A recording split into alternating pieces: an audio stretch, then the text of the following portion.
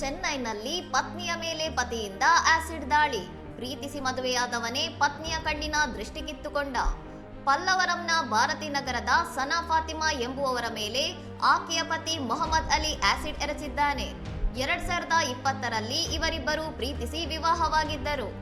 ಮದ್ಯವ್ಯಸನಿಯಾಗಿದ್ದ ಪತಿಯ ಕಿರುಕುಳ ತಾಳಲಾರದೆ ಫಾತಿಮಾ ತಾಯಿ ಮನೆಯಲ್ಲಿ ವಾಸವಿದ್ದರು ಮತ್ತು ನ್ಯಾಯಾಲಯದಲ್ಲಿ ವಿಚ್ಛೇದನಕ್ಕೆ ಅರ್ಜಿ ಸಲ್ಲಿಸಿದ್ದರು.